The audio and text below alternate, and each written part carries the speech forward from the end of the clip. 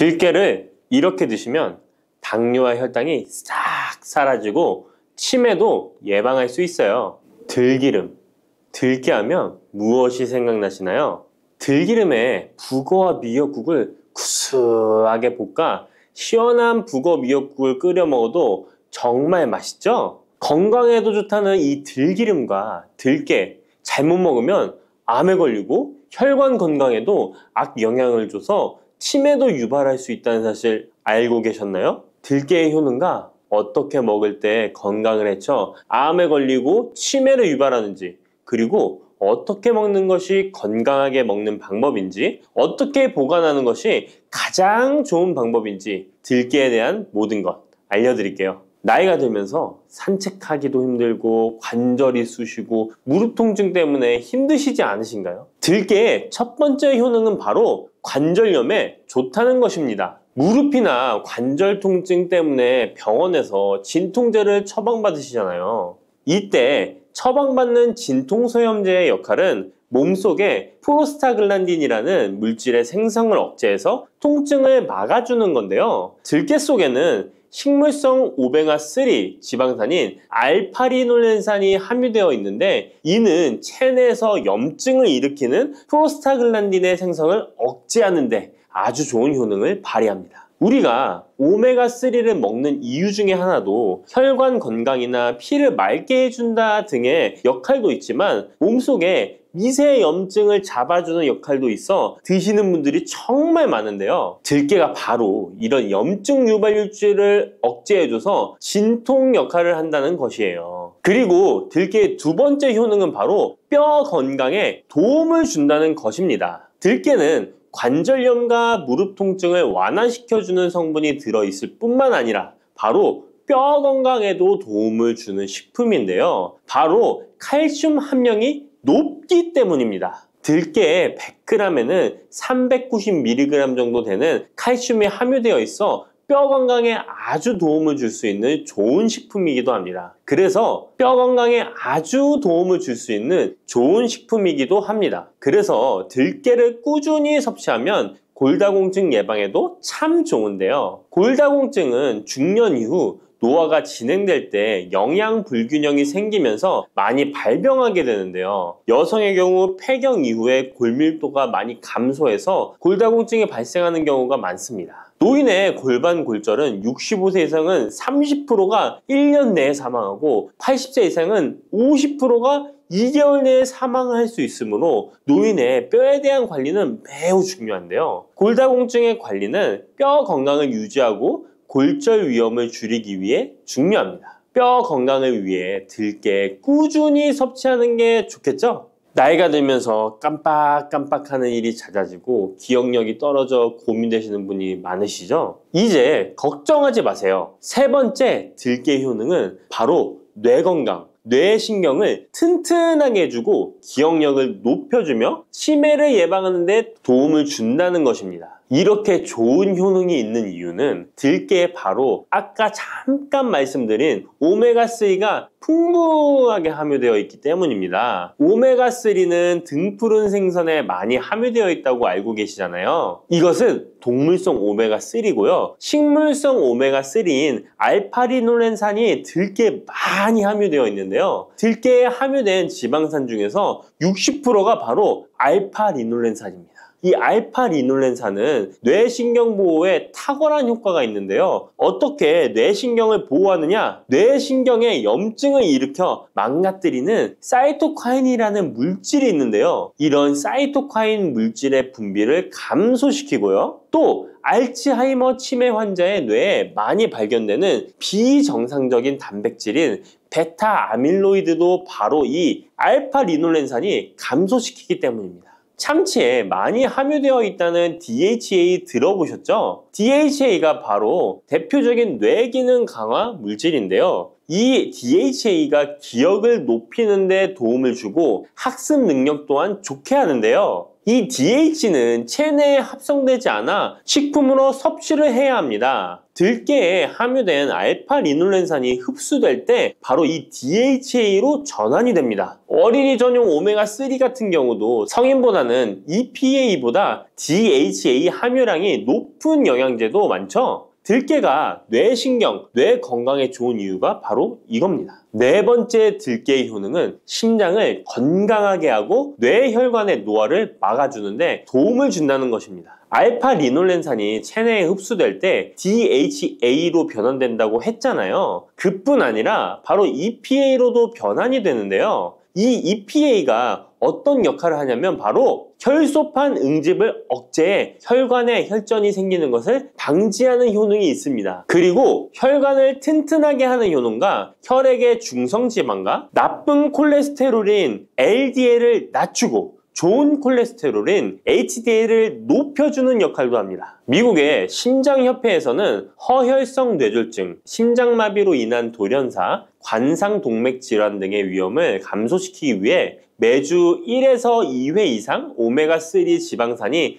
풍부한 등푸른 생선을 섭취하는 것이 도움을 준다고 발표했습니다. 그런데 이 오메가3 지방산의 함량을 살펴보면 100g당 오메가3 지방산의 함량이 연어에는 11.5g, 고등어에는 9.9g, 들깨에는 무려 63.1g이나 함유되어 있습니다. 정말 많이 함유되어 있죠? 들깨에는 연어에 비해 5배 이상 들어있다는 것입니다. 들깨를 꾸준히 드셔서 혈관도 건강하게, 심장도 튼튼하게 유지하시기 바랍니다. 다섯 번째 들깨의 효능은 바로 변비에 좋다는 것입니다. 들깨의 껍질에는 식이섬유가 풍부한데요. 들깨 100g에는 18g 정도로 풍부한 식이섬유가 함유되어 있습니다. 이 식이섬유는 장내에서 수분을 흡수하게 되는데요. 수분을 흡수하여 대변을 무르게 하고 장 운동도 촉진하여 변비를 예방하는 데 도움을 주는 것입니다. 또한 불포화 지방산이 풍부한데요. 들깨에 함유된 리놀렌산이 대장의 염증을 억제해주고 변비로 인해 발생할 수 있는 대장질환 또한 예방하는 데 도움을 줄 수 있습니다. 여섯 번째 들깨의 효능은 바로 췌장을 건강하게 하는데 도움을 준다는 것입니다. 들깨에 풍부하게 함유된 루테올린이라는 성분이 있는데요. 이 성분이 몸 안에서 인슐린에 대한 반응도를 높이는 기능을 합니다. 이게 무슨 말이냐면 췌장에서 인슐린을 조금만 분비하게 돼도 몸 안에서 이 인슐린이 작용을 잘해서 혈당이 급격히 올라가는 것을 막아주고 이렇게 되면 췌장에서 인슐린 분비를 줄일 수 있겠죠. 이렇게 췌장의 부담을 많이 덜어줄 수 있다는 것입니다. 루테올린을 통한 인슐린 반응도가 높아지면 당뇨도 예방할 수 있고 혈당 조절에도 많은 도움을 받을 수 있는 것입니다. 일곱 번째 들깨의 효능은 알레르기성 질환을 예방하는 데 도움을 주는 것입니다. 들깨에 오메가3 지방산이 많이 함유되어 있다고 했잖아요. 이 오메가3 지방산이 염증을 억제하고 면역력을 강화시키는 효과가 있어서 알레르기 증상을 예방하고 완화시키는데 도움을 줄 수 있는 것입니다. 그리고 또 비타민 E가 풍부하게 함유되어 있는데요. 비타민 E는 항산화 작용에 뛰어나고 알레르기 반응을 일으키는 물질인 히스타민의 분비를 억제하는 효과가 있습니다. 알레르기에 처방받는 항히스타민제와 비슷한 기전이라고도 어찌 보면 볼 수 있겠죠. 여덟 번째 들깨의 효능은 빈혈에 좋다는 것입니다. 들깨 100g에는 철분이 약 14mg 정도로 함유되어 있는데요. 이는 시금치의 약 2배에 해당됩니다. 시금치보다도 철분 함량이 높아 빈혈에 도움을 줄 수 있는 것이고 그뿐만 아니라 들깨에 함유된 비타민 B1, 2는 조혈작용을 도와주는데요. 조혈작용이란 혈액 속의 혈구를 만들어내는 과정을 말합니다. 빈혈이 있는 분들이 들깨를 꾸준히 드신다면 빈혈을 개선하는 데 많은 도움을 받을 수 있는 것이죠. 자, 그런데 이렇게 좋은 들깨도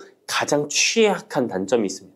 그것은 바로 열에 약하고 쉽게 산패된다는 것입니다. 일반적으로 통들깨보다는 들기름으로 많이들 섭취하게 되시는데요. 이 들기름을 짤 때의 방법이 중요합니다. 보통은 200도 이상으로 들깨를 달달 볶아서 기름을 짜게 되는데요. 이때 몸에 좋은 오메가3 지방산이 대부분 파괴가 됩니다. 그래서 들기름을 드실 때는 저온에서 압착한 기름을 사용하시는 것이 좋습니다. 저온에서 압착한 기름은 제가 하단 링크에 있으니까 잘 구경해 보세요. 저온 압착유 또는 생들기름이라고도 하는데요. 이 기름을 요리에 사용할 때에도 열에 오랫동안 가열하지 마시고 요리가 끝나갈 무렵에 들기름을 넣어주시거나 먹기 직전에 드레싱을 하여 드시는 것이 좋습니다. 들기름은 또한 산패가 쉽게 되는데요. 들기름이 산패되면 벤조피렌이 생성되게 되는데 이게 1급 발암물질입니다. 산패된 들기름을 지속적으로 드시게 되면 발암물질을 계속 먹게 되는 것이죠. 그래서 들기름의 사용기한을 지켜주시는 것이 좋은데요. 보통은 2달 이내로 드시는 것이 좋고 개봉을 하셨다면 1달 이내에 소비하시는 것을 권장드립니다. 보관 방법도 정말 중요한데요. 신문지나 검은 비닐 등으로 감싸서 빛을 차단하고 밀봉한 상태에서 반드시 냉장 보관하시기 바랍니다. 만약 실온에 두신다면 들기름의 산패는 급속히 진행되기 때문입니다. 그런데 이 들기름을 오래 보관할 수 있는 방법도 있는데요. 그것은 참기름과 섞어서 보관하시는 것입니다. 참기름에는 비타민 E와 세사몰이라는 성분이 있는데요. 이 성분이 산패를 막아주는 데 도움을 줍니다. 이 세사몰이라는 성분은 참기름을 고온에 볶거나 기름을 짜는 과정에서 생성되는 물질인데요. 이 때문에 다른 기름에 비해 참기름이 산패가 느리고 지속성이 좋은 것이죠. 그래서 들기름과 참기름을 7:3 또는 8:2 정도로 섞어서 보관하시면 조금 더 오래 보관하실 수 있습니다. 그런데 들깨를 기름으로 드시게 되면 들깨 껍질을 섭취할 수 없는데요. 들깨 껍질에 몸에 좋은 식이섬유와 대표적인 항산화 물질인 폴리페놀 성분들을 다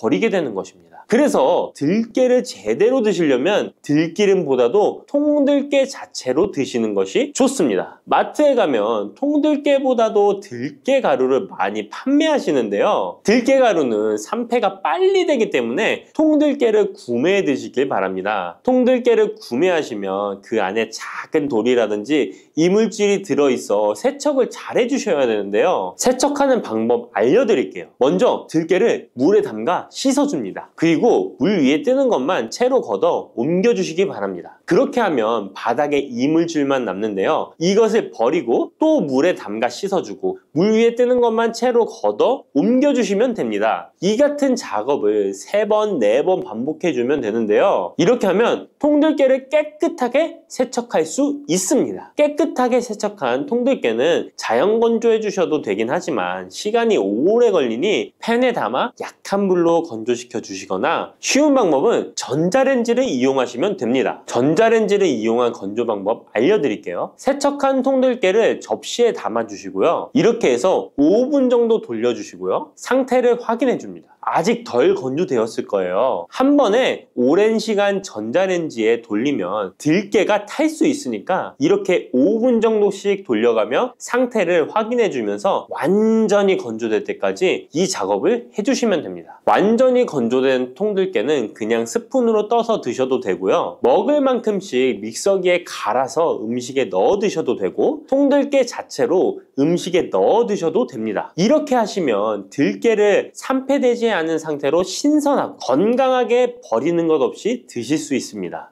단백질 폭탄으로 알려진 두부는 건강식으로 많이 드시는 대표적인 식재료입니다. 그런데 두부를 잘못 드시면 오히려 건강을 해칠 수 있다는 사실 알고 계신가요? 두부를 먹을 때 독이 되는 최악의 경우, 그리고 두부를 어떻게 먹어야 우리 몸에 보약이 될 수 있는지에 대해 알려드리겠습니다. 두부가 오히려 건강을 해치는 첫 번째는 바로 GMO 유전자 변이된 콩으로 만든 두부를 먹을 때입니다. 2018년 보도자료를 보면 수입콩을 사용해 만든 두부 7종류 중에서 6종류가 GMO 성분이 검출되어 파문이 일었던 적이 있습니다. GMO는 원래 생산성을 향상시켜 식량 부족 문제를 해결하고 비타민, 미네랄 등의 영양소를 강화하거나 질병 저항성을 높여 건강에 도움을 주기 위해 유전자를 변이하여 재배하는 것입니다. 또 제초제나 살충제의 사용량을 줄일 수 있어서 환경오염도 줄일 수 있는 장점이 있습니다. 하지만 이렇게 재배된 것을 섭취했을 때 건강에 대한 안정성 문제와 생태계 파괴 등의 논란은 끊이지 않고 있습니다.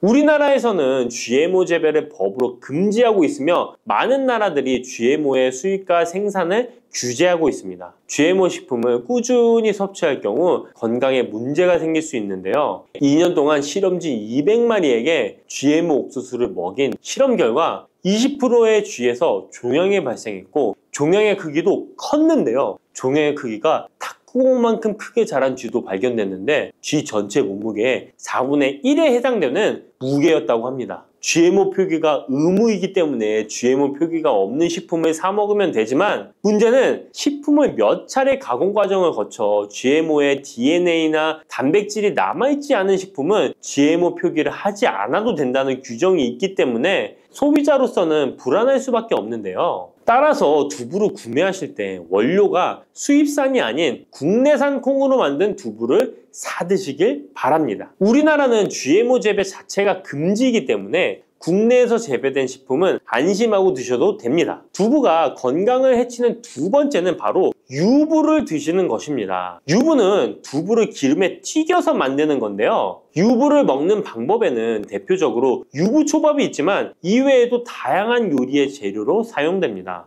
유부의 고소한 맛과 부드러운 식감 때문에 다양하게 사용되지만 건강에 해로울 수 있으니까 주의하셔야 됩니다. 두부를 기름에 튀겨 만든 유부는 칼로리가 높아질 뿐만 아니라 트랜스 지방이 생성됩니다. 트랜스 지방은 혈관 내 콜레스테롤을 증가시키고 심혈관 질환의 위험을 증가시킵니다. 이로 인해 대사증후군과 뇌 기능에도 영향을 미쳐 인지력, 학습 능력을 감소시키는 부작용을 일으킬 수 있습니다. 유부를 아예 드시지 말라는 게 아니라 맛이 좋고 간단하게 식사 대용으로 드실 수 있는 유부만 맛이 좋고 간단하게 식사 대용으로 드실 수 있는 유부지만 과하게 드시지 않고 적절히 드시면 좋겠죠? 세 번째, 두부를 드실 때 주의할 점은 시금치와 함께 드시면 안 된다는 것입니다. 시금치는 철분이 풍부하게 함유되어 있어 빈혈 예방에 효과적으로 알려져 있습니다. 또한 비타민 A, 루테인, 제아잔틴 등의 영양소가 풍부하여 눈 건강 증진에 탁월한 효능이 있고 마그네슘, 비타민 K 등이 풍부해서 뼈 건강 증진에 효과적인 것으로 알려져 있습니다. 그러나 문제는 시금치에 함유된 옥살산입니다. 이 옥살산이 두부의 칼슘과 결합하여 수산칼슘이라는 성분이 만들어지는데 이 성분이 결정을 이루어 신장이나 요로에 쌓여 결석이 됩니다. 신장결석, 요로결석이 되어 극심한 통증을 유발할 수 있다는 것입니다. 시금치를 드실 때는 두부와 같이 칼슘이 많은 음식을 피하시고 별도로 섭취하시는 게 좋겠습니다.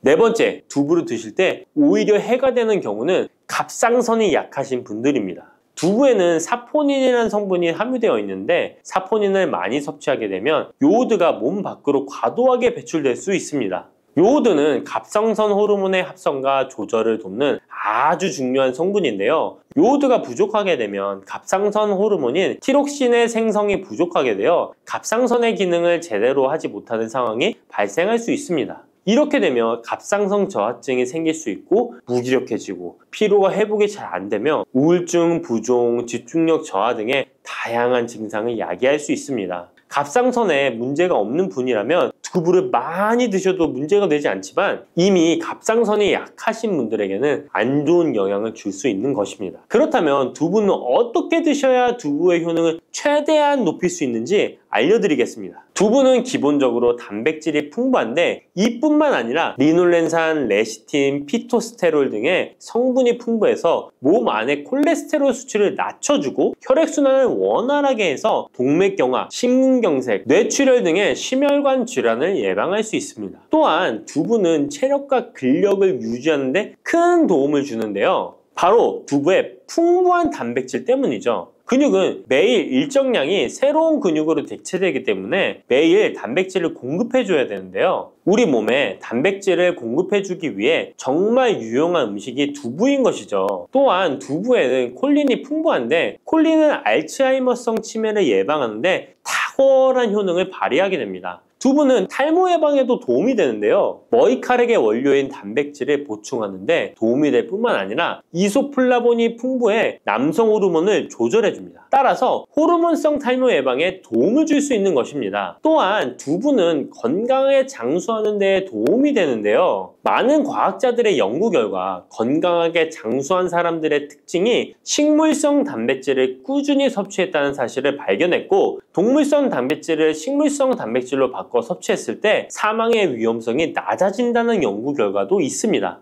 이러한 효능이 극대화가 되려면 소화 흡수가 잘 되어야겠죠. 두부 중 소화 흡수가 가장 잘 되는 것이 바로 순두부입니다. 순두부는 일반 두부와 마찬가지로 비질을 분리한 콩물에 응고력이 약한 응고제를 넣어 만든 것인데요. 그렇기에 훨씬 부드럽고 소화 흡수가 잘 되는 형태가 되는 것입니다. 하지만 단점은 일반 두부보다 단백질, 섬유질 등의 영양 성분의 함량이 떨어지는데요. 이런 단점을 보완하기 위해 계란과 함께 드시면 좋은 대안이 될 수 있어요. 순두부찌개에 계란이 들어가 있는 것이 맛뿐만 아니라 영양적으로도 찰떡궁합인 것이죠. 순두부와는 식감이 완전히 다른 쫄깃한 두부면이 요즘 인기가 높아지고 있는데요. 밀가루를 대체할 수 있는 다이어트 식품으로 많이 알려지고 있습니다. 다양한 면 요리에 사용되는데 단순히 두부를 면 모양으로 만든 것이 아니라 일반 두부보다 단백질의 함량이 2배 정도 높아서 건강에 더욱 좋은 식품입니다. 두부에서 수분을 빼고 응축시켜 만들기 때문에 같은 무게당 영양 성분의 함량이 높아지는 것입니다.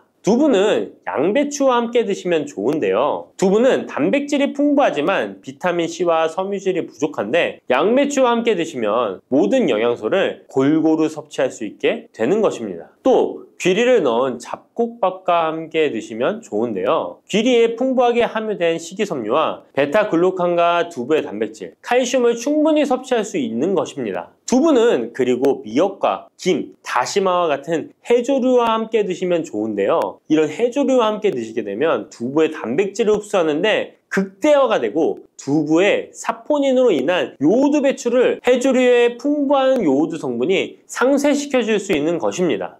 두부와 함께 먹으면 좋은 음식으로는 토마토가 있습니다. 토마토에는 라이코펜이라는 강력한 항산화 성분이 함유되어 있어서 세포의 노화를 방지하고 활성산소를 제거하여 혈관을 건강하게 보호하며 암을 예방하는 효능도 있습니다. 두부와 토마토 그리고 계란까지 함께 살짝 볶아 드신다면 풍부한 영양 성분을 섭취할 뿐만 아니라 암 예방과 체중 감량에도 좋고 피부 미용에도 탁월한 효능을 누릴 수 있습니다. 마늘이 몸에 좋다는 사실은 너무도 잘 알고 계시죠?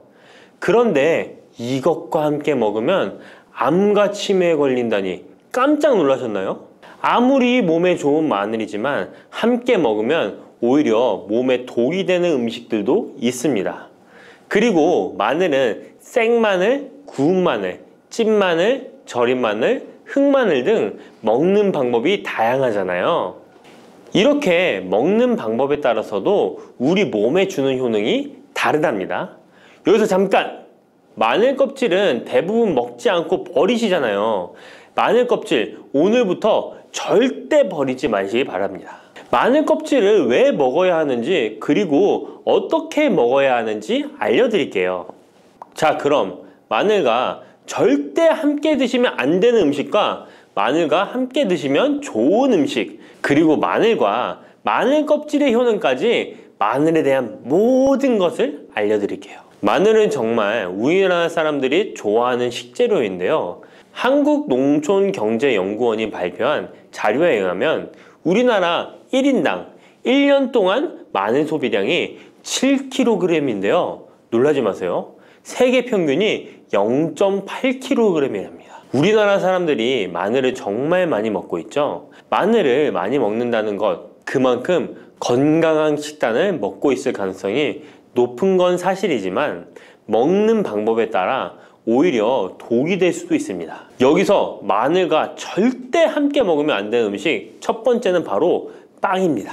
마늘빵 아시죠? 마늘이 발라져 있어 달콤 쌉싸름한 마늘 맛도 나고 향긋한 향도 좋아 즐겨 먹게 되는데요. 마늘이 있어서 몸에도 좋은 빵이라고 착각하고 즐겨 드실 수 있는데요. 마늘빵은 절대 드시면 안 됩니다. 왜냐하면 빵의 재료인 밀가루는 탄수화물이 주 성분인데요.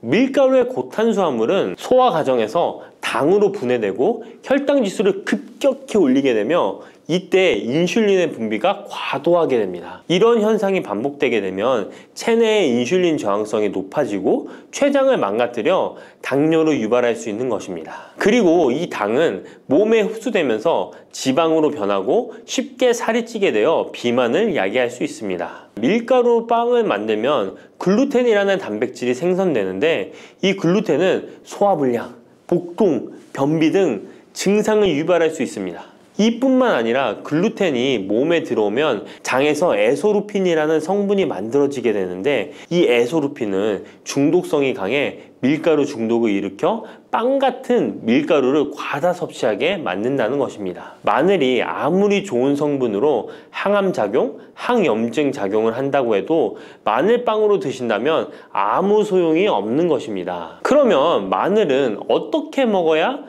마늘의 효능을 극대화할 수 있을까요? 마늘은 생으로 드실 때도 물론 좋지만 익혀서 드실 때 더욱 좋습니다. 몸에 보약이 되는 마늘 먹는 법, 첫 번째는 마늘밥입니다. 국립농업과학원에 따르면 마늘의 S-알리시스테인 함량을 조리법에 따라 조사한 결과 생마늘일 때 S-알리시스테인 함량이 2.77mg 정도 되었고 삶기 시작한 후 30분이 지나면 4.92mg이 되었으며 1시간이 지났을 때 9.16mg으로 생마늘에 비해 무려 4배 이상이 많아진다고 했습니다. 뿐만 아니라 121도의 온도에서 1시간 동안 마늘을 쪘을 때 S-알리시스테인 함량이 50.24mg으로 생마늘보다 18배 정도 높았다고 연구 결과를 발표했습니다. 따라서 마늘을 드실 때는 1시간 이상 끓여서 드시는 것이 좋은데요. 이런 방법이 번거로워 추천드리는 방법이 바로 마늘밥입니다. 밥을 할 때 마늘을 넣는데요. 1인분에 마늘 3-4알 정도씩 넣어서 밥을 하시면 됩니다. 현미가 있다면 현미를 넣은 마늘밥을 하시면 더욱 좋은데요. 현미 속에는 티아민이라는 성분이 있는데 마늘의 S-알리시스테인과 현미의 알리티아민 두 가지 성분을 모두 섭취하여 항암 효과뿐만 아니라 피로회복, 근육통 완화에도 좋은 밥이 되는 것입니다. 그럼 마늘밥을 하기 위해 마늘을 까고 나면 껍질은 어떻게 하셨나요? 버리셨나요? 오늘부터는 절대 버리지 말기 바랍니다. 마늘에 효능하면 첫 번째로 생각나는 것이 아마도 항암 효과일 거예요. 그런데 마늘 껍질을 통해 엄청난 항암 효과를 누릴 수 있는데요. 우리나라 연구진에서 연구한 결과 마늘 껍질을 70% 에탄올 용매로 반복 추출해서 만든 마늘 껍질 추출물이 암 예방 효과에 탁월한 효능이 있다고 발표되었습니다. 특히 유방암, 위암, 간암, 대장암, 폐암, 세포뿐 아니라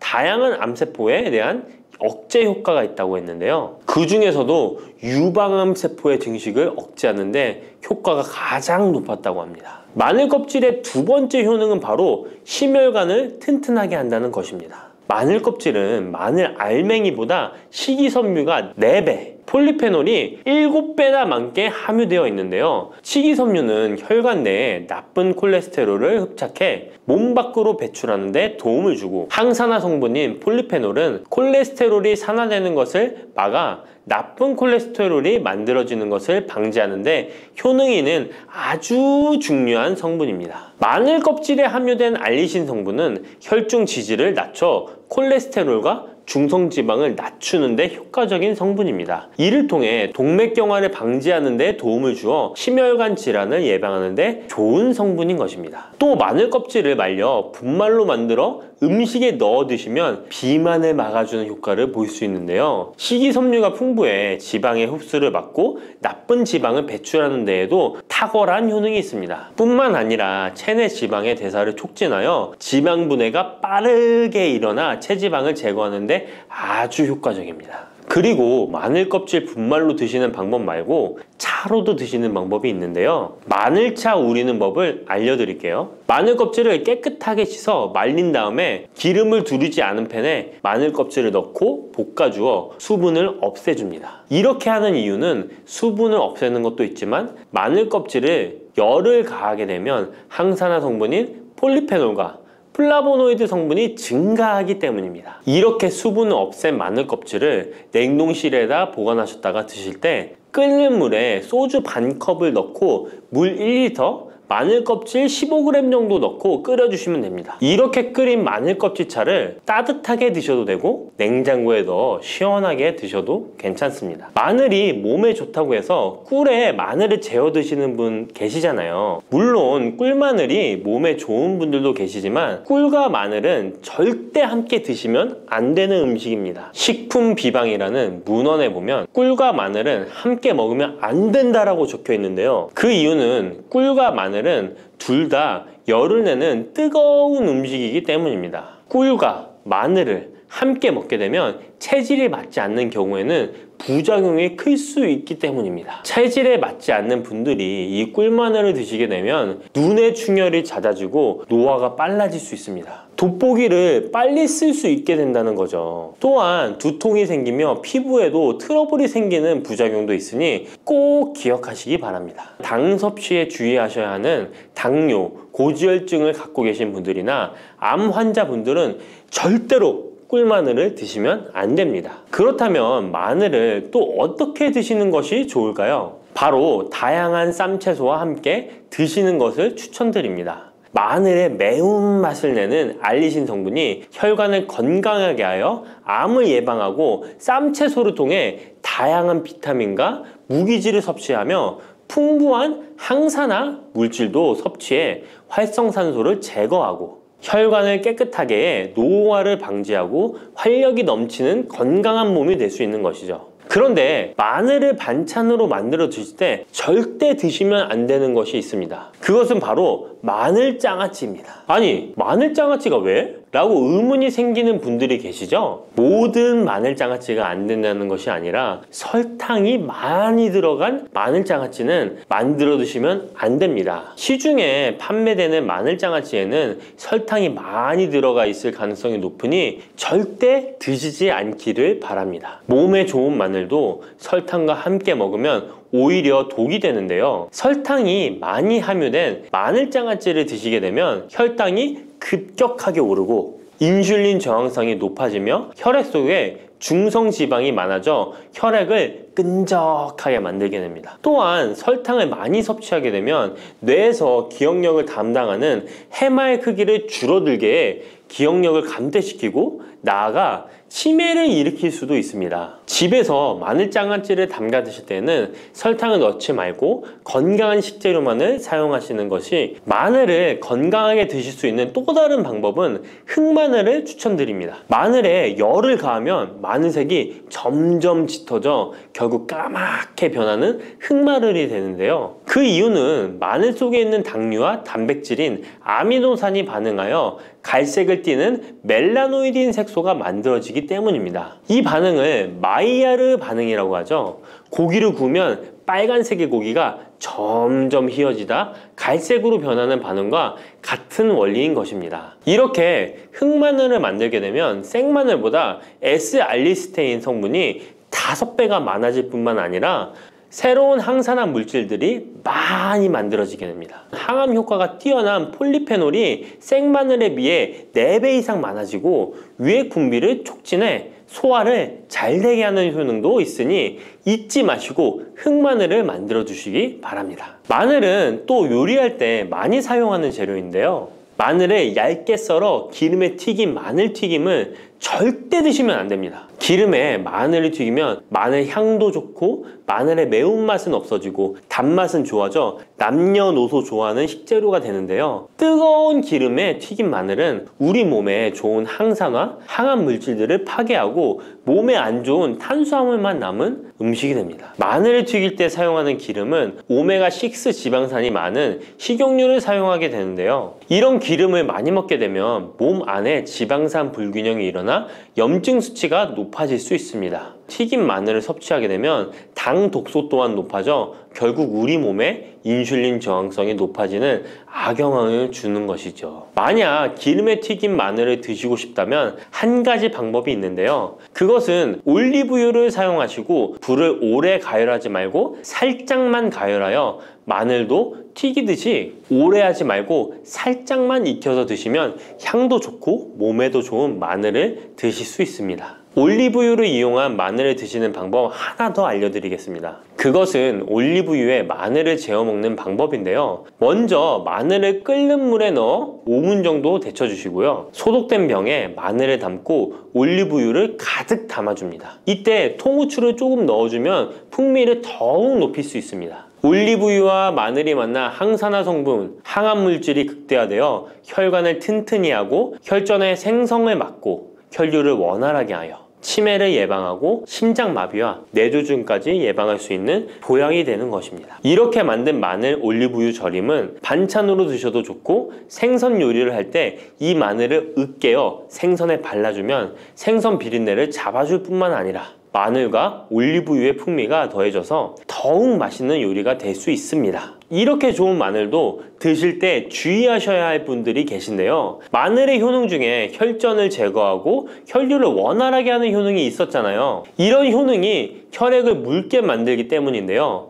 와파린, 아스피린 같은 혈전 용해제를 복용하시는 분들이 마늘을 많이 드시게 되면 상처가 났을 때 피가 잘 멈추지 않을 수 있으니 주의하시기 바랍니다. 평소 위염이나 위궤양이 있어서 위가 안 좋으신 분들은 마늘에 알리신 성분이 위 점막을 자극하여 증상이 악화될 수 있으니 주의하시기 바랍니다. 그리고 과민성 대장 증후군이 있는 분들도 마늘을 많이 드시게 되면 복통이 일어날 수 있으니 마늘은 조금만 드시길 바랍니다.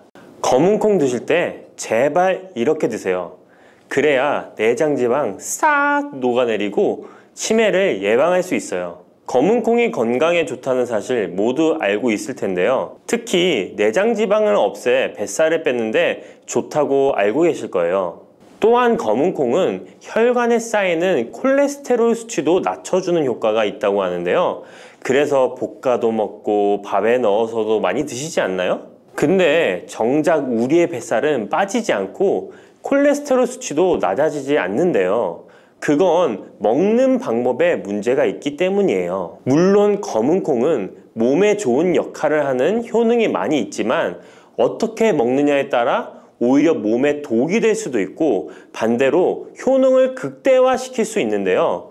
그래서 검은콩에 대해 아주 잘 알고 드셔야 합니다. 이미 잘 알고 계시는 것처럼 검은콩은 대표적인 블랙푸드입니다. 물론 검은깨와 흑미도 요즘 건강식으로 많이 찾으시는 식품이고요. 블랙푸드라는 게 말 그대로 껍질이 검정색이라서 블랙푸드인데요. 그렇다면 검은콩은 도대체 뭐가 그렇게 좋은 걸까요? 검은콩의 효능 중에 첫 번째는 항산화 효과입니다. 검은콩에는 플라보노이드라는 강력한 항산화 성분이 풍부하게 들어있는데요. 플라보노이드는 식물세포에 존재하는 물질로 항산화 작용을 통해 우리 몸에 산화 스트레스를 줄여주는 역할을 합니다. 산화 스트레스라는 게 뭐냐면 우리 몸의 세포가 손상되는 원인 중 하나로 이것은 환경적인 요인, 염증, 그리고 우리 몸의 자연적인 대사 과정에서 발생하는 스트레스라고 생각하시면 됩니다. 이런 산화 스트레스로 인해서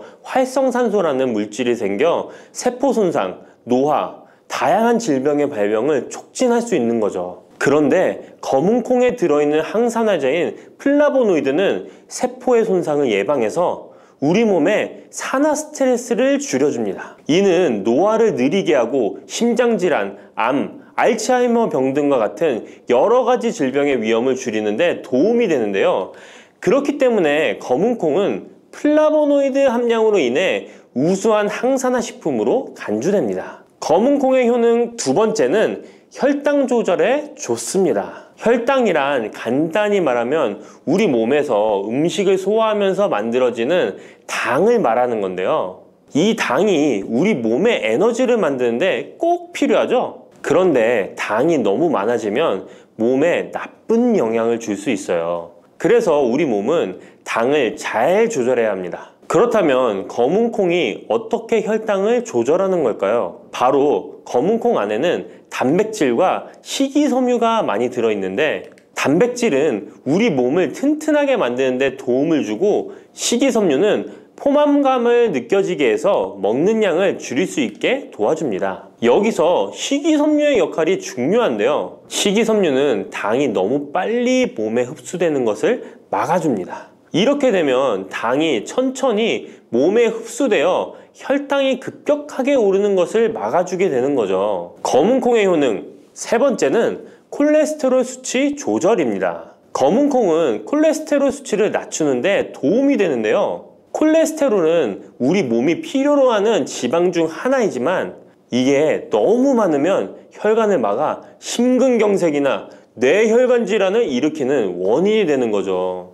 근데 검은콩에 들어있는 식이섬유는 우리 몸에서 콜레스테롤을 흡수하는 것을 줄여주는 역할을 합니다. 그 중에서 특히 검은콩에 들어있는 용해성 식이섬유는 콜레스테롤과 결합하여 그것을 체외로 배출하는데 도움을 주는데요.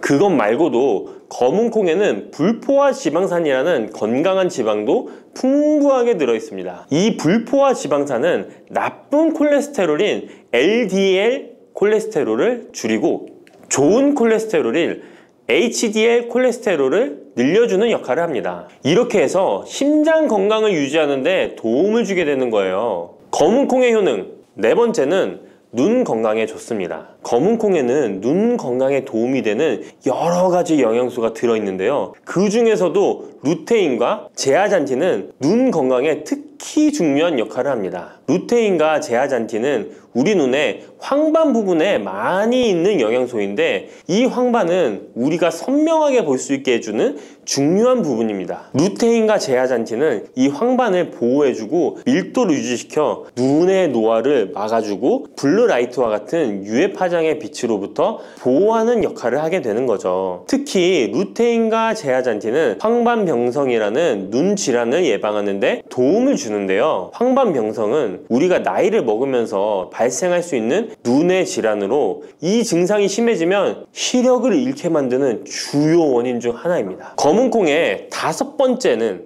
뼈를 튼튼하게 해줍니다. 검은콩은 뼈 건강에도 도움이 되는 여러 가지 영양소를 함유하고 있는데요. 그 중에서도 칼슘과 마그네슘이 뼈 건강에 특히 중요한 역할을 합니다. 먼저 칼슘은 우리 뼈와 이를 지탱하는 치아를 만드는 주요 성분입니다.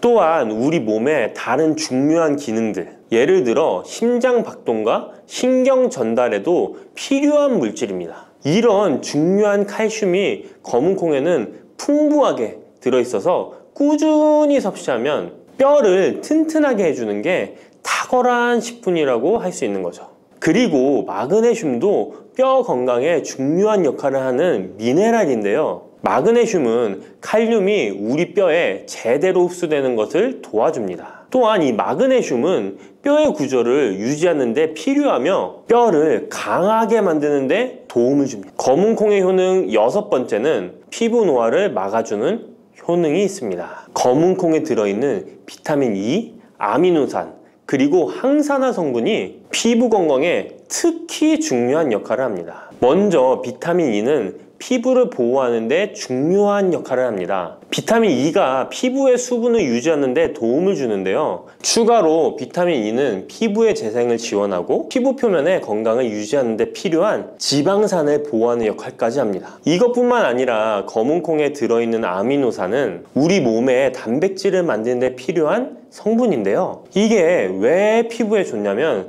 우리의 피부는 대부분 콜라겐이라는 단백질로 이루어져 있는데 바로 이 콜라겐은 피부의 탄력을 유지해 주는데 좋아서 항상 탱탱한 피부로 보이게 되는 거죠. 또한 검은콩에는 아미노산이 풍부하게 들어있는데요. 아미노산도 콜라겐 생성에 도움을 줍니다. 검은콩의 효능 일곱 번째는 치매를 예방하는 효능이 있습니다. 검은콩에는 오메가3 지방산이라는 불포화 지방산이 들어있는데요. 이 오메가3 지방산은 우리 몸이 스스로 생성하지 못하기 때문에 식품을 통해 섭취해야 하는 필수 지방산입니다. 근데 오메가3 지방산이 뇌 건강에 매우 중요한 영향이 있다는 게 포인트인데요. 뇌는 약 60%가 지방으로 이루어져 있고 그중 대부분이 오메가3 지방산인 DHA로 구성되어 있습니다. 바로 이 오메가3가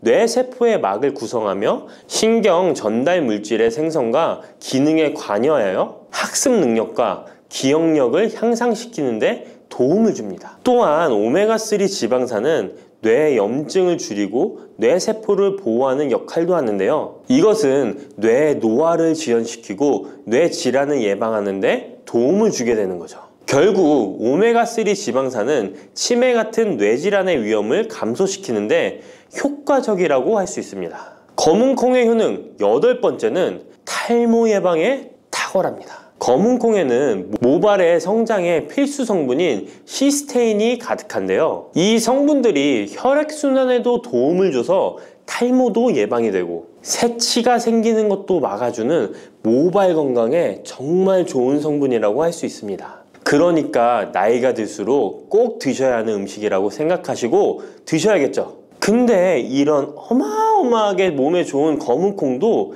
드실 때 주의해야 할 점이 있는데요. 아무리 좋다고 해도 과다 섭취는 안 되는 거 아시죠? 검은콩에는 피틴산이라는 성분이 들어있는데 이는 식물이 생장하는 과정에서 필요한 미네랄을 저장하는 역할을 합니다. 하지만 이 성분이 과도하게 섭취되면 우리 몸에서 필요한 미네랄인 칼슘, 철분 등의 흡수를 방해할 수 있습니다. 검은콩은 단백질과 식이섬유가 풍부하므로 잘 익히지 않고 먹으면 소화가 잘 되지 않을 수 있습니다. 요리하시기 전에 충분히 물에 불리고 완전히 익혀 드시면 되는데요. 하루 섭취 권장량은 50g 정도로 종이컵 1컵 정도 양이면 충분하다고 할 수 있습니다. 밥하실 때 특히 서리태 같은 검은콩 많이 넣어 드시잖아요. 오늘부터는 충분히 물에 불리고 무조건 많이 넣는다고 좋은 건 아니니 적당량을 잘 넣어서 드시면 좋겠습니다. 근데 검은콩 드실 때 다른 음식들과 같이 먹게 되는데요. 밥 지을 때 넣거나 다른 음식과 같이 먹기도 하는데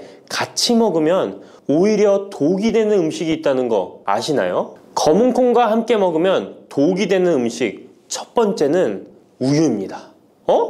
유명한 검은콩 두유, 우유도 있는데 무슨 소리를 하시는지 하는 분들도 계실 거예요. 어떤 분들은 우유에 콩을 넣어서 이런 식으로 갈아서 드시는 분들이 있는데요. 이게 오히려 몸에 안 좋은 영향을 미칠 수도 있는 거죠. 왜냐면 검은콩과 우유를 동시에 섭취하면 피틴산과 칼륨 사이에 상호작용이 발생할 수 있는데요. 검은콩에는 피틴산이라는 성분이 들어있는데 피틴산은 식물이 생장하는 과정에서 필요한 미네랄을 저장하는 역할을 합니다. 이 성분은 우리 몸에서 필요한 미네랄인 칼슘, 철분 등의 흡수를 방해할 수 있습니다. 반대로 우유는 칼슘의 중요한 공급원이고 우리 몸에서는 칼슘이 뼈와 이를 구성하여 신경, 근육 기능, 혈액 응고 등에 꼭 필요한 성분이죠. 근데 피틴산이 풍부한 검은콩과 칼슘이 풍부한 우유를 같이 먹으면 피틴산이 칼슘의 흡수를 방해하여 우유의 영양소가 제대로 흡수되지 않을 수 있습니다.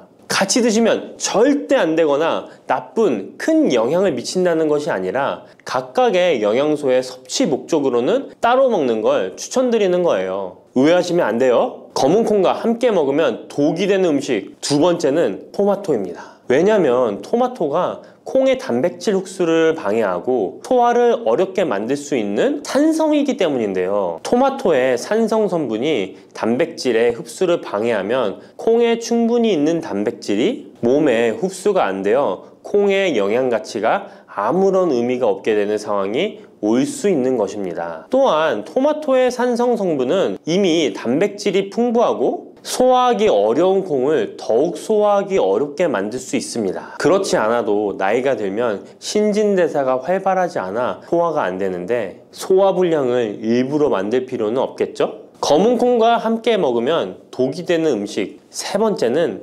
달걀입니다. 달걀에는 비타민 A가 풍부하게 들어있는데요. 비타민 A는 우리 몸의 면역 시스템을 강화시키며 시력을 유지하는 데 필요하고 세포의 성장과 분열에 중요한 역할을 합니다. 그리고 검은콩에는 트립신이라는 아미노산이 들어있는데요. 트립신은 우리 몸에 단백질을 만드는데 필요한 중요한 구성 요소이며 신경 전달 물질인 세로토닌과 멜라토닌의 생산에도 필요한 아미노산입니다. 그런데 달걀의 비타민 A와 검은콩의 트립신이 함께 섭취되면 어떻게 될까요? 둘 사이에 화학적 상호작용이 발생하여 소화 과정에 영향을 미칠 수 있는데요. 이 상호작용은 단백질의 소화를 방해하거나 비타민 A의 흡수를 저해하게 되는 거죠. 트립신은 소화 효소의 활동을 저해하는 특성이 있습니다. 따라서 트립신이 풍부한 검은콩과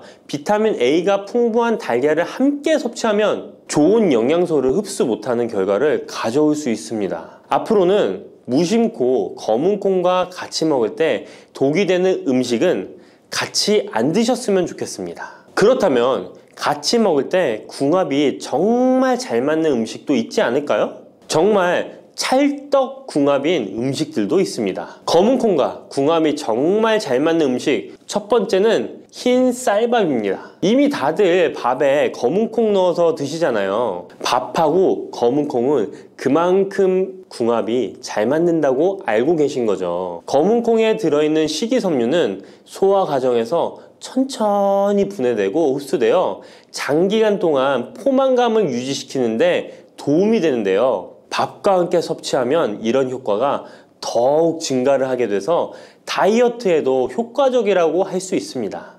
검은콩에는 저항성 전분이라는 성분이 들어있는데 이 성분은 혈당 수치의 급격한 상승을 막아주는데요. 흰 쌀밥에는 탄수화물이 많아서 혈당 수치가 급격히 상승할 수 있지만 검은콩과 함께 섭취를 하면 당 수치를 완화시키는데 도움이 되는 거죠. 이처럼 검은콩과 흰 쌀밥을 같이 먹으면 충분한 영양소 섭취, 포만감, 혈당 조절 이렇게 일석삼조의 효과를 누릴 수 있으니 정말 찰떡 궁합인 것입니다. 검은콩과 궁합이 정말 잘 맞는 음식 두 번째는 당근입니다. 당근에는 비타민, 미네랄, 식이섬유 등 다양한 영양소를 함유하고 있는데요. 특히 루테인이 풍부한 당근은 강력한 항산화 효과와 눈 건강을 유지하는 데 좋은 재료입니다. 검은콩과 루테인이 풍부한 당근을 함께 섭취하면 콩의 단백질이 당근의 영양소를 흡수를 돕는 동시에 당근의 루테인이 콩의 영양소 흡수를 돕습니다. 서로 소화가 잘 되게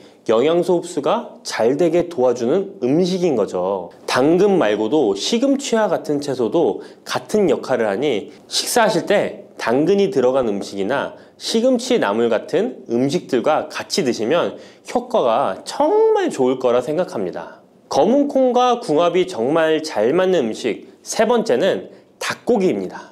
검은콩은 식물성 단백질의 좋은 원천이라고 잘 알고 있을 거예요. 근데 식물성 단백질은 동물성 단백질에 비해 필수 아미노산의 비율이 적은데요. 필수 아미노산은 우리 몸이 스스로 생산할 수 없는 아미노산으로 반드시 음식을 통해 섭취해야 하는 성분입니다. 닭고기는 동물성 단백질의 좋은 원천이며 모든 필수 아미노산을 골고루 함유하고 있습니다. 따라서 검은콩과 닭고기를 함께 섭취하면 두 가지 종류의 단백질이 서로를 보완하게 되는데요. 이렇게 함께 섭취하면 검은콩에서는 얻을 수 없는 필수 아미노산을 닭고기에서 보충할 수 있습니다. 반대로 동물성 단백질만을 섭취할 때보다 식물성 단백질의 섭취 비율을 늘려주는 것은 심혈관 건강에도 정말 좋은 효과를 볼 수 있습니다.